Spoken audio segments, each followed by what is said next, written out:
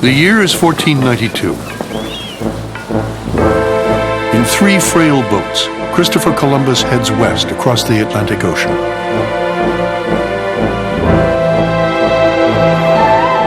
Half a world away, on the South China Sea, another ship is embarking on a very different kind of journey.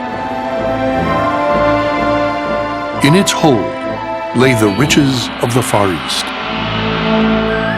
Intricately embroidered silks, and the finest vessels of delicately painted porcelain. These were the treasures that Columbus could only dream of, and only China could create. Between the 13th and the 16th century, China was the greatest industrial power, not only in Asia, I would say in the world. The quality of what China was producing during that period was simply staggering to the vast majority of the consumers in the known world at the time. The riches of China were carried on ships called junks. With bamboo sails, these highly maneuverable vessels traveled to markets throughout Southeast Asia.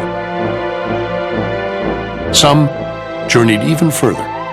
The Chinese trade network was larger than anything that the Europeans had at that time. It was really incredibly extensive, going from Japan in the east all the way to East Africa. Sailing near the Sultanate of Brunei, one trading vessel in this vast maritime network never reached its destination. Perhaps encountering rough seas, or overwhelmed by pirates, it foundered, sending its precious cargo to the bottom of the sea. For 500 years, it has rested here, out of reach, until now. Soon, a matchless array of priceless artifacts will emerge from the ocean mud. What will it tell us about this lost age of wealth and commerce, when China ruled the sea?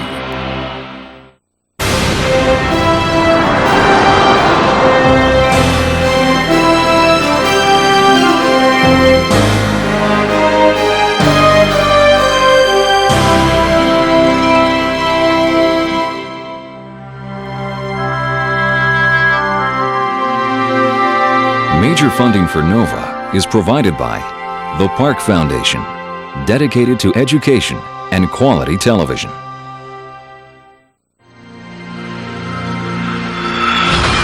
Scientific achievement is fueled by the simple desire to make things clear. Sprint PCS is proud to support NOVA. This program is funded in part by the Northwestern Mutual Foundation. Some people already know Northwestern Mutual can help plan for your children's education. Are you there yet? Northwestern Mutual Financial Network. And by the Corporation for Public Broadcasting, and by contributions to your PBS station from viewers like you. Thank you.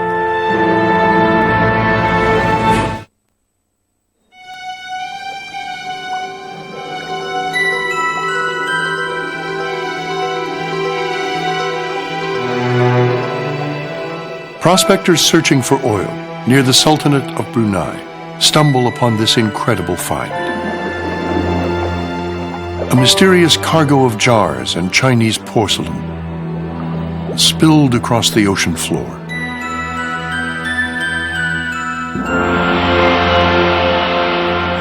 Its discovery prompts one of the largest excavations ever attempted at sea. And for the archaeologists, it will be a race against time. A lone red buoy marks the wreck site, where a huge 200-foot barge now lies anchored. This floating laboratory will be home to an international team of excavation specialists. In the coming weeks, they will need all their skills to recover the massive cargo below. French archaeologist Michel Lohr is the expedition leader. He will be working alongside Jerzy Gawronski, a Dutch naval archaeology expert. Between them, they have decades of experience in the recovery of lost ships. But this project will prove their most challenging. With operating costs averaging $65,000 a day, the team has only 8 weeks to complete the excavation. Despite the pressure of time, nothing can be taken from the site until a reference grid is first installed. These metal frames will allow divers to plot the location of each artifact before they remove them. The wreck lies in 200 feet of water, a depth that will severely limit the time they'll be able to spend at the bottom. Most of the divers here have worked on oil rigs, a lucrative business in this part of the world.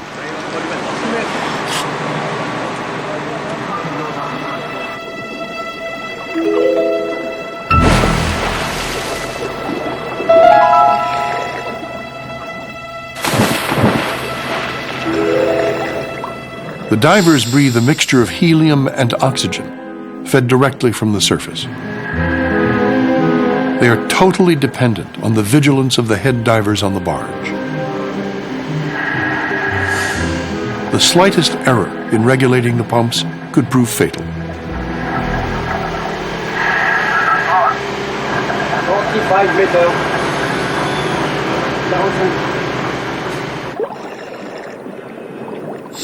Nitrogen is removed from their air supply and is replaced with helium. Because it is less dense, helium will not build up in their body tissue as readily as nitrogen. It also raises the tenor of their voices considerably.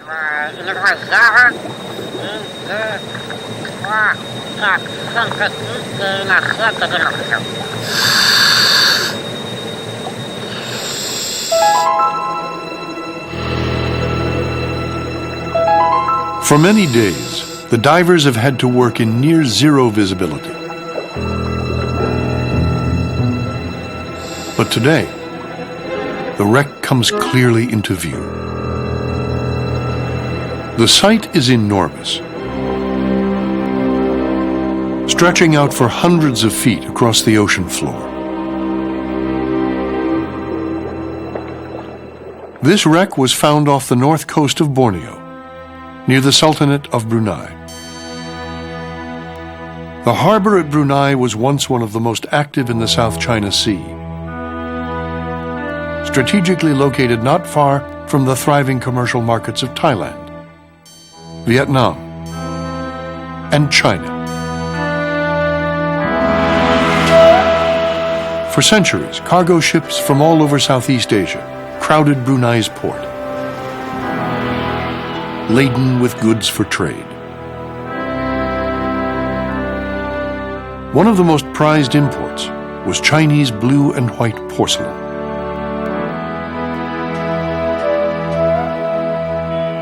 Southeast Asian people did a lot more than eat off these objects or store liquids in them. They were also very closely associated with religion. Well, what made porcelain so desirable and completely different from other ceramics was the fact that it rang when you hit it. It made a ding sound like a bell. That bell-like sound was considered by the people who lived there a magic sound. It was actually integrated into their ritual, and so it had actual magical properties.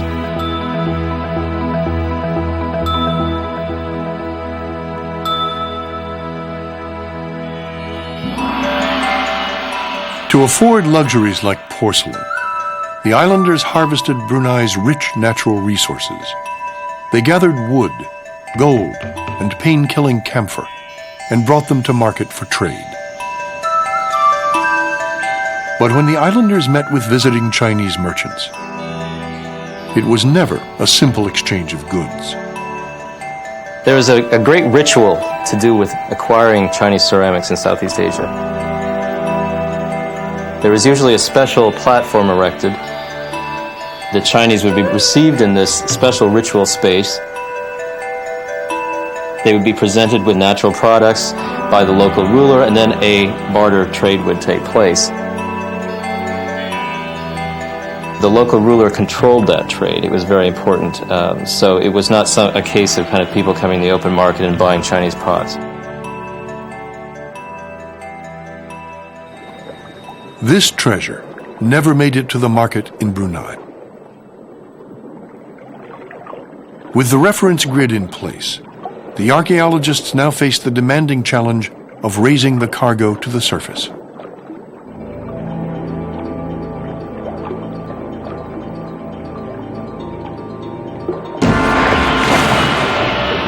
It's time for the excavation to begin.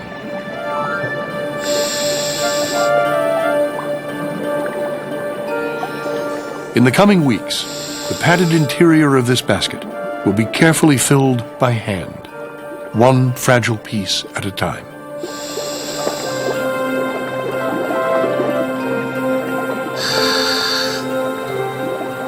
But as divers begin to pull objects from the mud, a blizzard of silt quickly envelops them.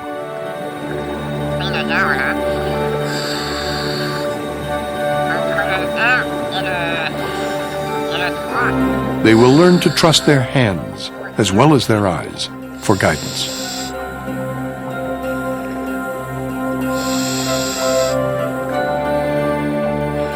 Once the signal is given, the crane above begins to pull this much anticipated basket to the surface.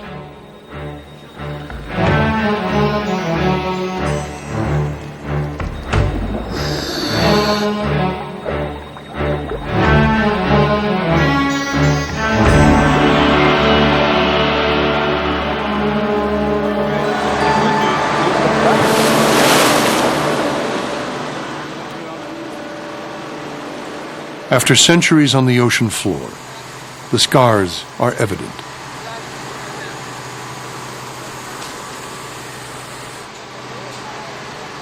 Caked in mud, the plates and dishes are at first hard to identify.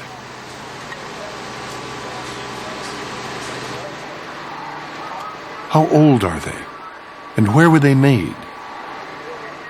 Michel Luer finds himself holding an exquisite piece of Chinese blue and white porcelain. This is a piece of traditional Chinese porcelain with a very attractive blue and white design. It's very beautiful, quite fine, and seems remarkably well preserved. We weren't totally sure of what we'd find since a lot of the objects are piled one on top of the other.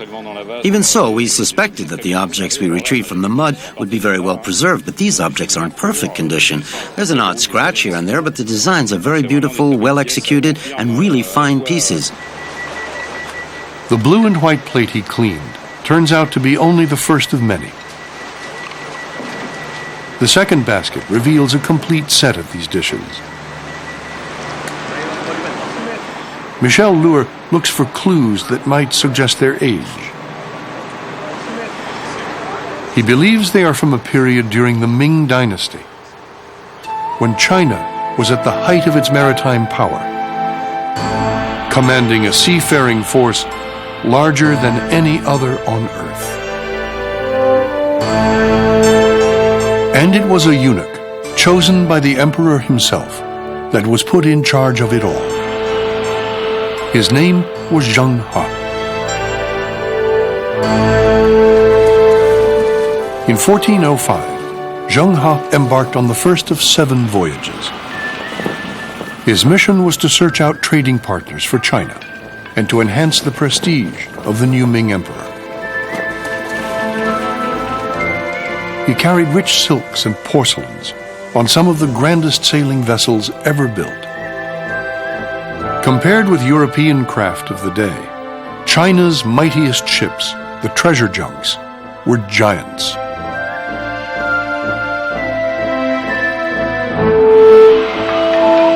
Over 400 feet long and 160 feet wide, these leviathans were powered by bamboo sails on 9 masts that could be set to catch any angle of the wind.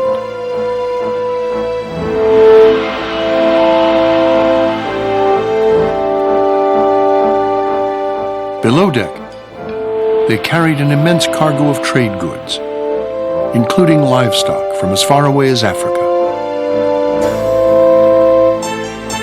Each of the ship's watertight compartments could be flooded and used as a fish tank or washing area. On their great expeditions, these treasure junks were escorted by hundreds of support vessels.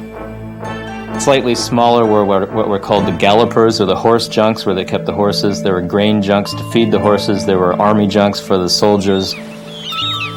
And also private merchant junks came along with Zheng He's fleets. So it was a huge event in seafaring history. On his epic voyages, Zheng He reached as far as Mecca in the north and Zanzibar in the west. Some even claim that he reached the Southern Ocean and then on to Australia. Never in the whole history of Asia had such a large naval expedition gone out of China or gone that far. Seeing all these ships arrive at any harbor, I think, would have been extremely impressive at a time. It had never been anything like that before. But this vast maritime force soon proved too expensive to maintain. Zheng He had come back from his voyages with some truly exotic gifts. But in the eyes of the court, he had found nothing in the outside world China truly needed. In the mid-1400s, the emperor ordered the dismantling of Zheng He's fleet, ending an astonishing episode in maritime history.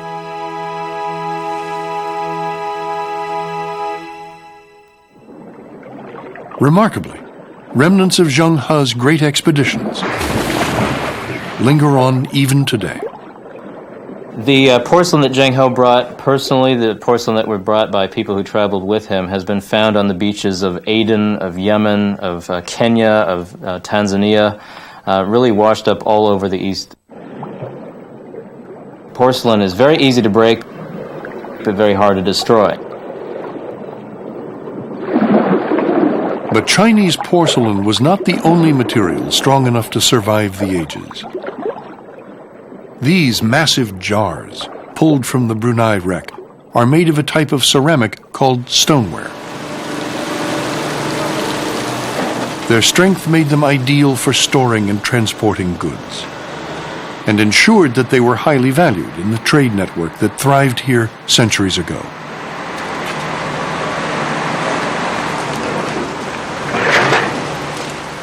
Hoping that traces may remain of whatever was stored inside, the archaeologists carefully screen the contents of the jars.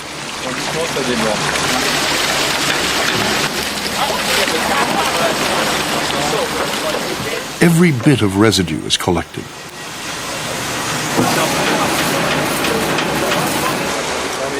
And as each jar is tagged, they note that none of them appears to be from China. These large vessels of coarse, semi-glazed stoneware are typical of pottery made in Thailand, while the smaller, more delicate jars, carved with decoration at their crown, are Vietnamese in style. For the archaeologists, this mixture of origins provides a tantalizing clue, hinting that the ship may not have been Chinese after all. But the jars are of little help in determining the age of the wreck. It's a very common product which is used for transport and the storage of all different kinds of goods, both liquid and solid. And because it's very common, it's very difficult to date, because this type of ceramic has been used for many centuries. The precise age of the Brunei wreck will have to be investigated later, when the stoneware and porcelain are moved off the boat and into the lab. At the end of each day, the artifacts are carefully loaded onto a Brunei Navy ship.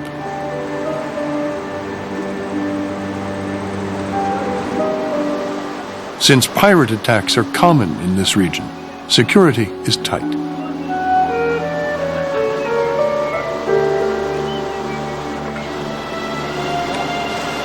This lost treasure is nearing what may have been its original destination, the Sultanate of Brunei.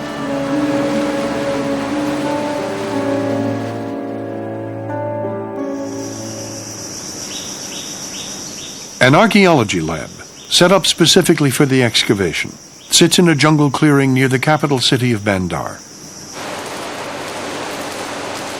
Here the painstaking work of restoring and cataloging the finds has already begun. In only the first few days of excavation, over 800 items are shipped here, all in need of attention. On his first trip to the lab, Michel Luer consults with Chinese porcelain expert Michel Pirazzoli. Together they are seeking evidence that could date the age of the wreck and its cargo. Since stoneware jars changed little over the centuries, they offer few clues. But the porcelain dishes tell a different story. Michel Pirazzoli knows that even though Chinese artisans have used the same designs on porcelain for centuries, the style of their decoration was constantly changing. She compares the style of items from the cargo with similar vessels found in dated tombs in China. This comparison finally allows Michel Pirazzoli to pinpoint the age of the porcelain to within 20 or 30 years of its manufacture. This type of porcelain was made in the north of Jiangxi province in the town of Qingzhen, which was a major porcelain-making center from the 14th century onwards. The blue and white porcelain was painted with cobalt and then covered with a transparent glaze. The decoration on these dishes is typical of the late 15th century. It is a significant discovery. The clues now indicate that the Brunei junk sank half a century after Zheng He's expeditions, during a time of increasing isolation for the empire. By the late 15th century, the emperors had banned all forms of seafaring trade. Foreign merchants were now forced to come to China for the products they so eagerly wanted, and to deal directly with its rigid bureaucracy. No private Chinese traders were allowed out of China. All the trade that was, at least officially, was the foreigners bringing tribute to China and then trading on Chinese soil. The Chinese traders who could get a piece of that market had a bit of trade, but for the rest, there was nothing. Unwilling to abandon the lucrative trade in export goods, many Chinese merchants turned to smuggling. This was the world in which the Brunei ship navigated. Smuggling was big business in Southeast Asia because China pursued, at least officially, a policy of no trade. And Southeast Asian merchants who made their living off Chinese trade had to continue this trade as smuggling. The fact that the emperors repeated this edict every few years shows that the smuggling, in fact, was quite prosperous. If caught by Chinese coastal patrols, the penalties were great. But so were the rewards. Many merchants grew rich from this illicit trade. Others would die trying.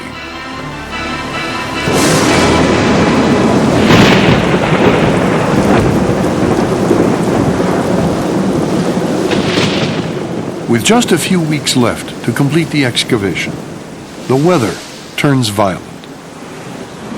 By morning, the storm is raging.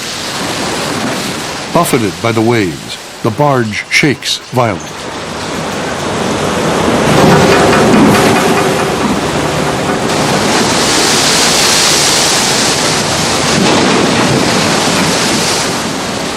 The tugboat tied alongside the barge is forced to take to the sea before it breaks loose from its moorings.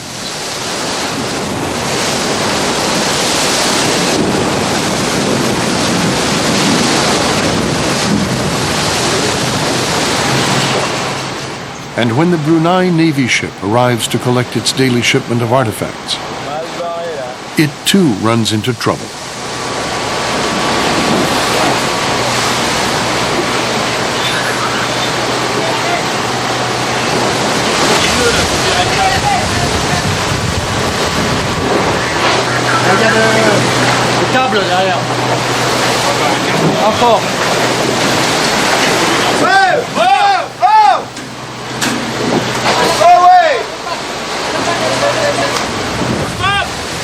Michel Lure prefers to call off the maneuver. There will be no transfer today.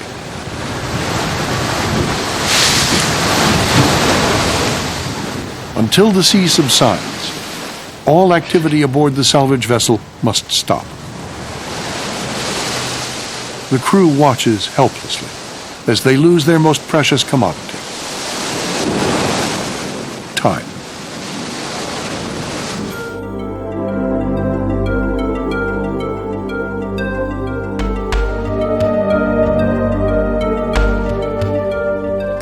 When the sea finally does calm, the sun becomes unrelenting. Temperatures soar to over 100 degrees.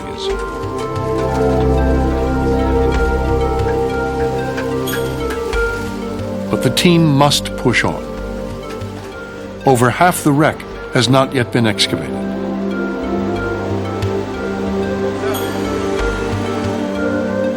Meanwhile, stoneware jars are continually surfacing. Over 1,000 have already been pulled from the ocean floor.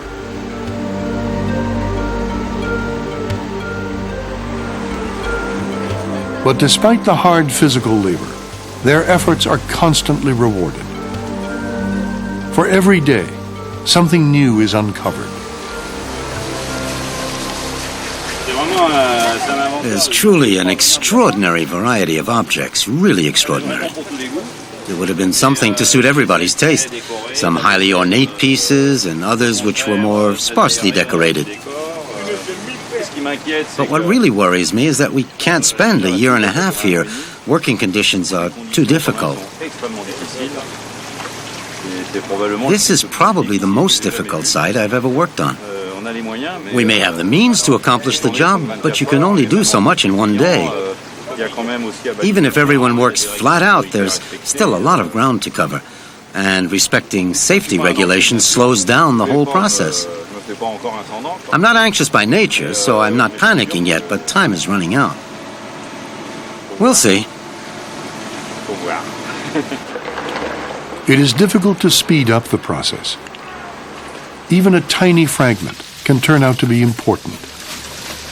I think it's very interesting to be able to reconstruct the ship in its totality. Not only bring up some porcelain or bring up some ceramics, but bring up everything and then try to jigsaw the puzzle together.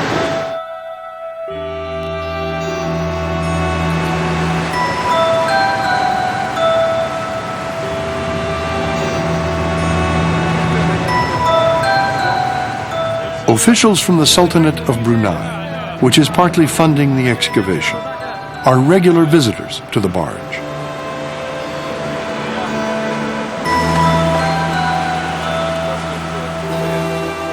And while they are here to monitor the team's progress, the officials are also drawn into the moment of discovery as objects appear on the deck.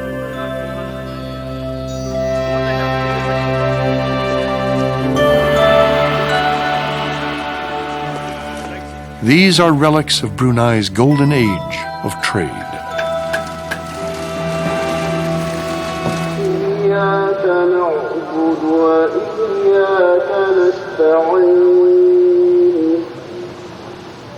If ceramics and spices drove the market 500 years ago, today it is oil money that has brought riches back to the Islamic monarchy of Brunei.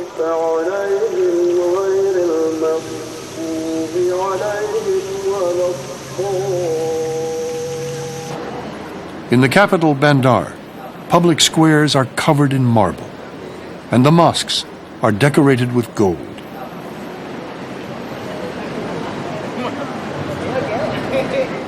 The citizens of Brunei are among the richest in the Asian Pacific. They pay no income tax, and education and medical services are free.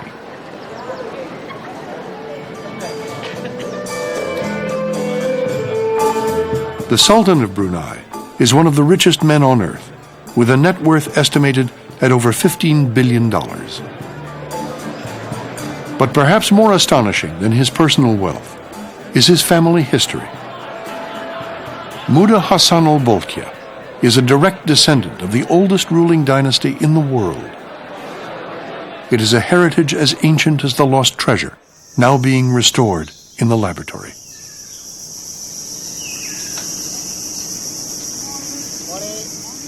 The army guards this facility around the clock, monitoring the movements of everyone that enters or exits.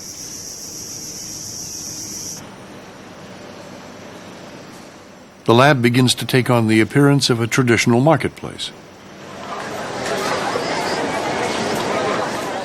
And even at this early stage of analysis, one crucial fact is already clear. The dishes recovered at the wreck site consist mostly of less refined porcelain, manufactured for a general population. While not as impressive as the porcelain masterpieces that have survived in museums and palaces, these humbler dishes provide insights into the everyday life of Southeast Asians. And the thousands under study here are of particular value to the archaeologists, since an entire collection from this age has rarely been found before, and never off the coast of Brunei. Examples of this type of porcelain have in the past shown up mostly in tombs.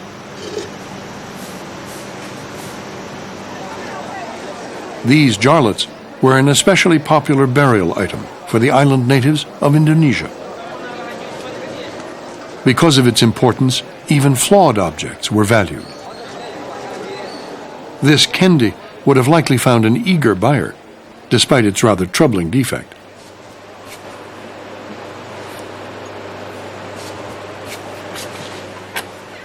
By comparison with any other wares that were available at the time, porcelain had a special allure.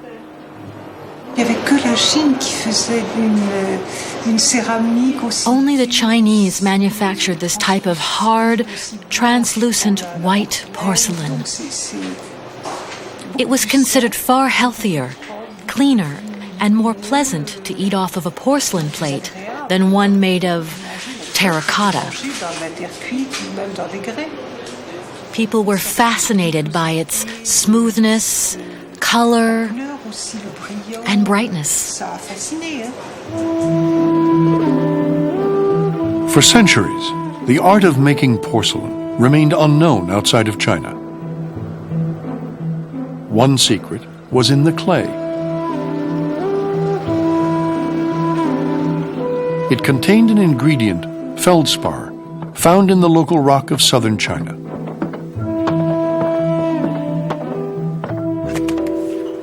But it was not just the clay that made Chinese porcelain so remarkable.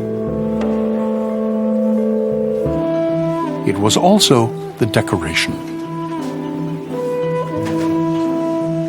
Cobalt blue was chosen as an underglaze paint, for it was the only type of pigment that would not burn away during firing. Exposure to extremely high temperatures gave porcelain its unique strength.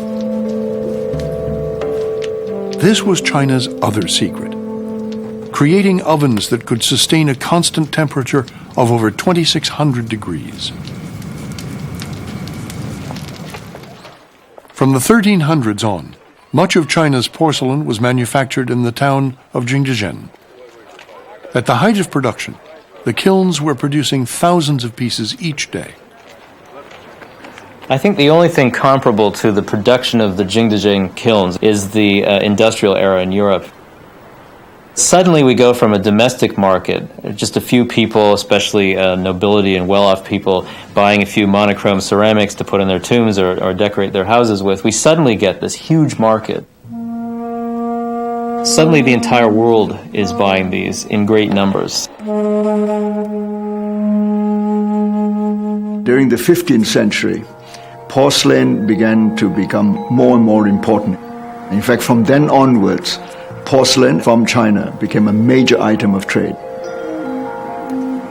That probably was the turning point when porcelain began to take a larger slice of the commodity market. Some of the highest quality porcelain was made for the imperial court. But few could afford these spectacular pieces.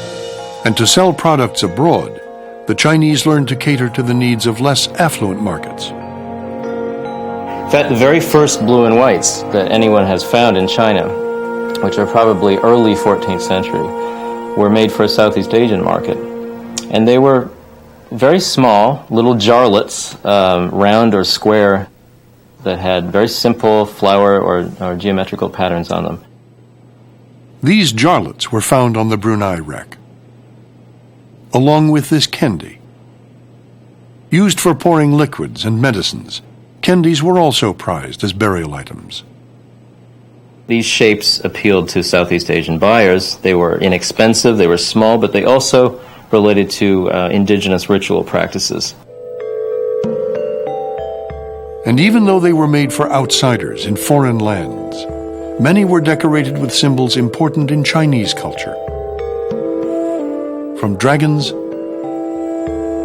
to kylons, a mythological animal which symbolizes absolute good. The crane also emerges as an important creature in this ancient menagerie. In the Taoist religion, it represents long life. Depicting the cultivated way of life of the elite, genre scenes were also immensely popular. It took just a few brushstrokes to evoke the idyllic existence of the cultured classes.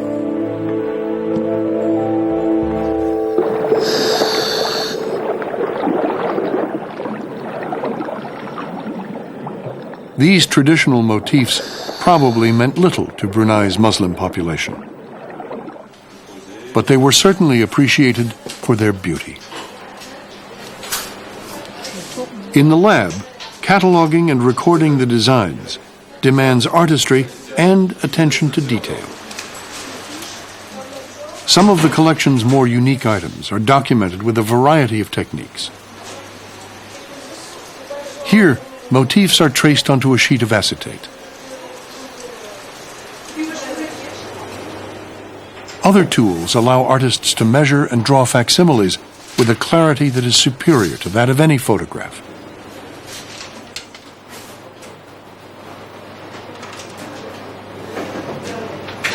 Short of making an exact model of the piece, this is the next best thing.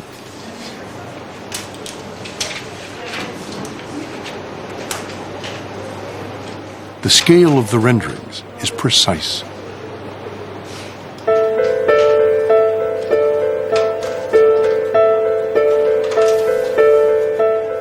After the designs are painstakingly copied, some are then painted by hand.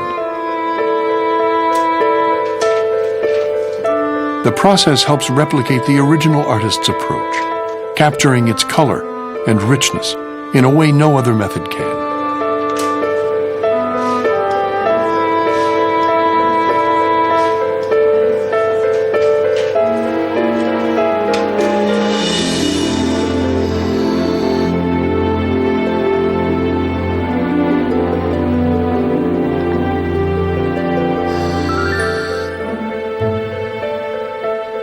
Five centuries later, the porcelain is as alluring as ever.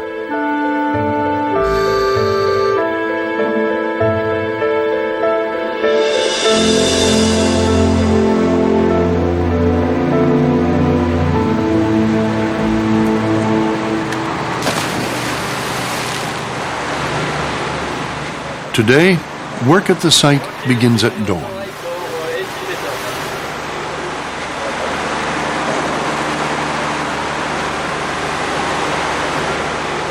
To make up for the time lost during the week of storms, Michel Luer decides to double the number of dives, working shifts during the day and throughout the night. There is still a quarter of the site to excavate and only 10 days left.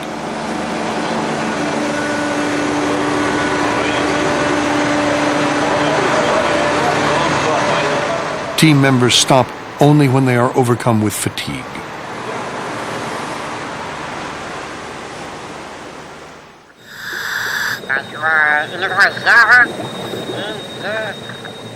In the zone now being excavated, jars seem to be the catch of the day.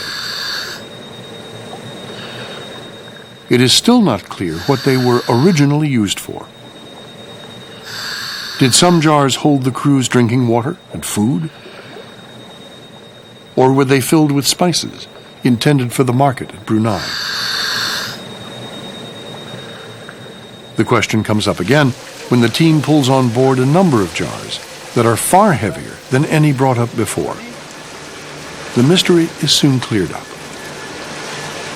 Hidden inside are dozens of little porcelain cups. Michel Luer has found jarlets like these at other wreck sites, but never stored in such a manner. It is an unusual find. The next vessel reveals thousands of glass beads, for which a jewelry merchant was probably waiting.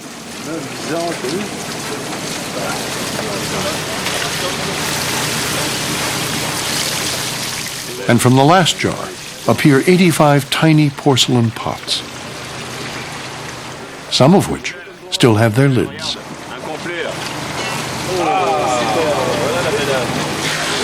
I didn't realize that this type of large jar used to store a whole series of smaller objects existed. I know I've never come across one before. Really quite extraordinary. And a real find.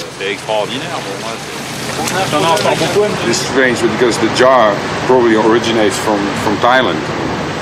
And the little cups, they come from China. So how do little Chinese cups end up in a Thai jar?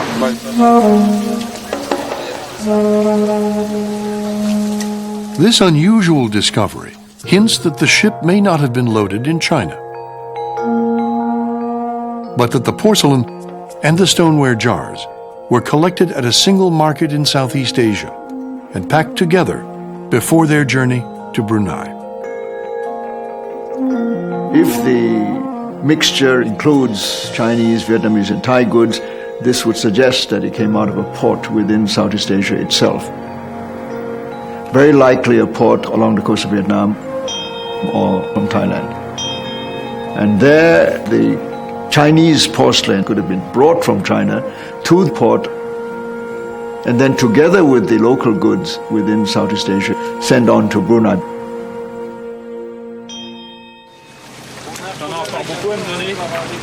Where this cargo was originally packed and loaded may never be known.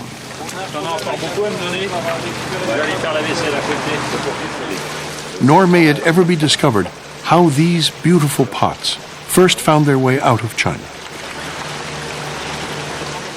Perhaps like many Chinese exports of that time, they were smuggled out.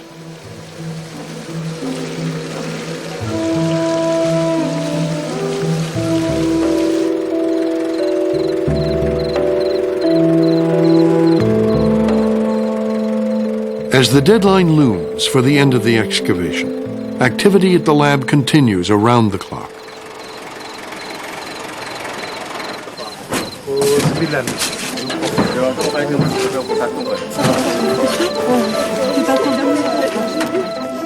Workers are inundated by an unrelenting stream of objects.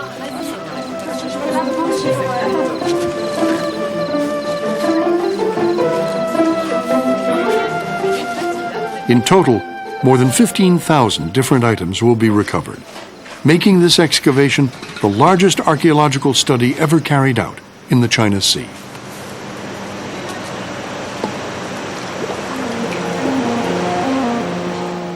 And it is these 2,000 jars that represent the bulk of the sunken vessel's cargo. Despite the beauty of the porcelain, It is the jars that have made the biggest impression on some. Their sheer number surprises even a specialist as experienced as Marie-France Dupoissat. We don't know about many shipwrecks of this period, so we were really amazed to find so many jars in this one. Stoneware containers like these were once common throughout Southeast Asia. People living inland knew how to make earthenware objects, but they didn't know how to produce stoneware.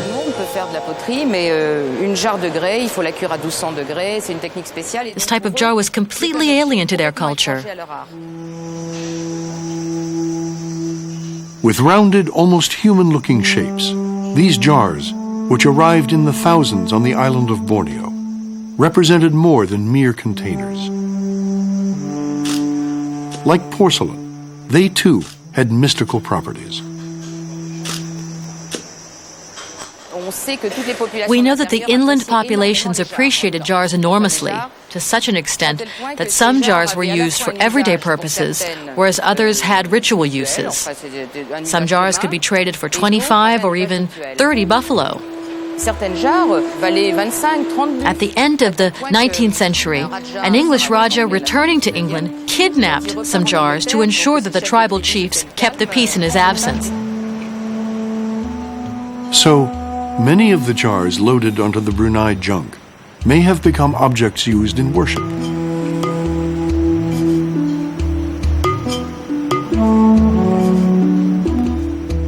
Perhaps this was where the junk's treasure lay. In the eyes of some native peoples, these jars were more valuable than anything else in the world.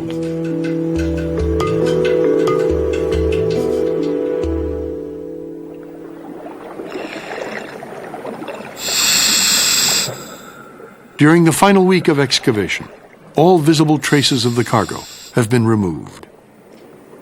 But there are still artifacts buried in the mud, which the divers uncover using a suction dredge.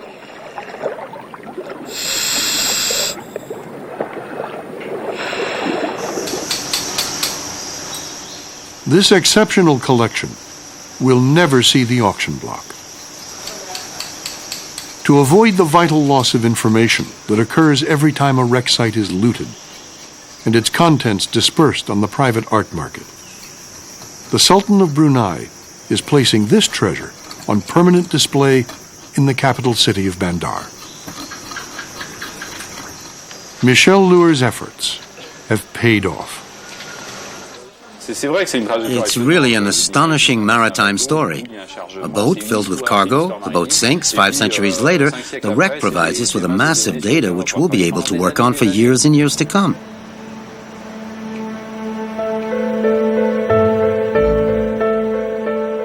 The crucial end result of the laboratory work is the creation of an immense database of the wreck site.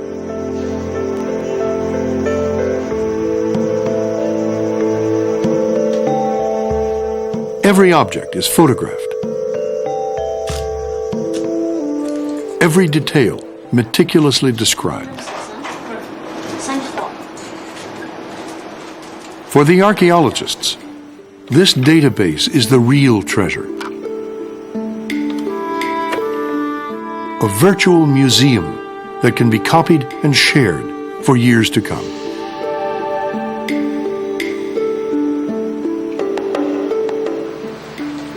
Even the site as it first appeared to the divers has been carefully recorded. Using a new imaging technique, Jerzy Gawronski grabs single frames from a video that was shot prior to the excavation.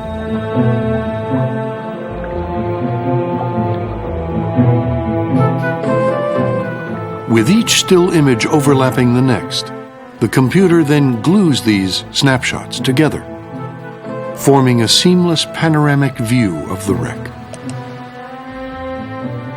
When it is complete, this photographic mosaic will allow archaeologists to visualize the site in its original state, helping to preserve what is always lost following an excavation. Archaeology, in fact, is destruction. As soon as you start excavating, you disturb the original situation, and by raising the finds from their original position, you leave a hole.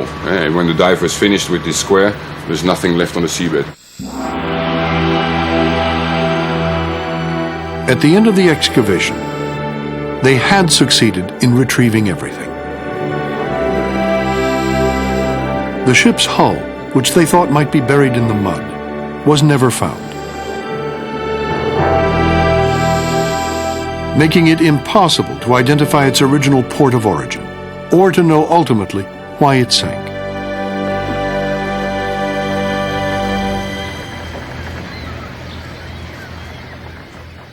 Six months following their departure from Brunei, Michel and Jerzy returned to France to study the information gathered from the wreck site.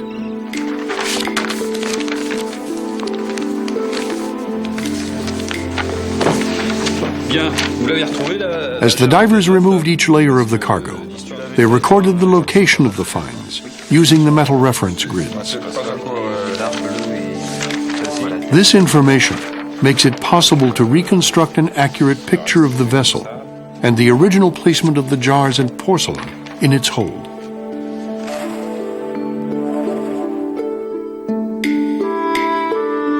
The artifacts were found spread out symmetrically on either side of a central axis, corresponding to the boat's keel.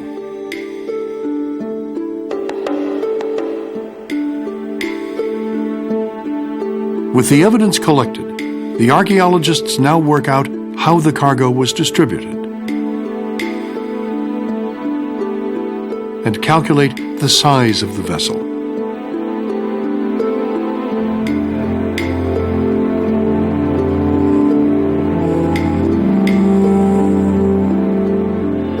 It appears to have been packed to capacity, perhaps dangerously so, in a ship that measured about 90 feet long and 30 feet wide. The even distribution of objects in its hold confirms earlier clues that suggest the cargo was loaded all at one time, before its final journey to Brunei.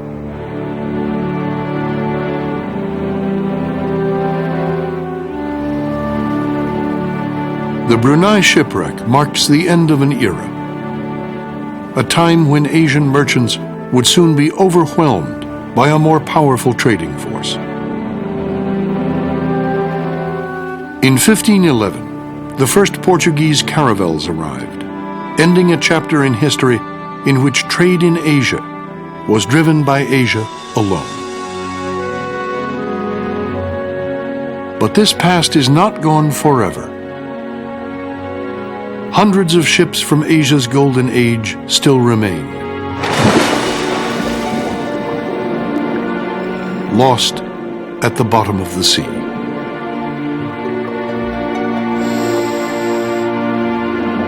Many wrecks will be found and plundered, but others, like the wreck at Brunei, will be preserved and studied, kept alive to reveal even more about the astonishing civilization that flourished here centuries ago.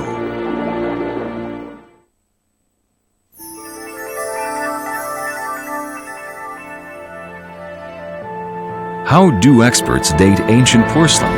On NOVA's website, try your hand at estimating the age of an authentic Chinese artifact. We'll show you how at pbs.org or America Online keyword PBS.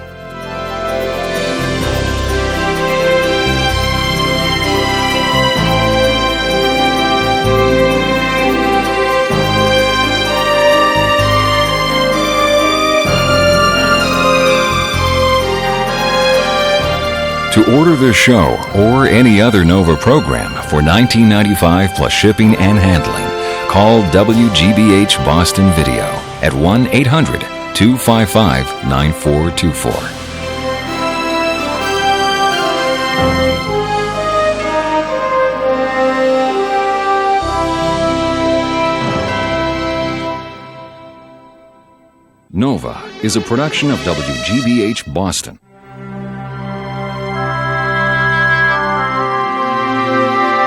Major funding for NOVA is provided by the Park Foundation, dedicated to education and quality television.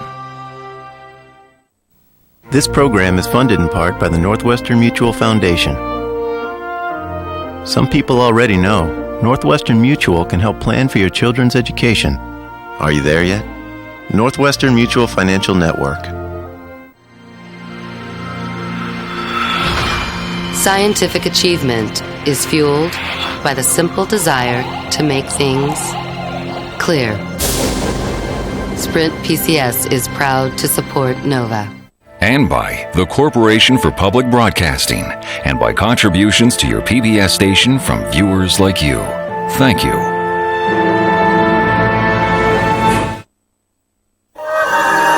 This is PBS.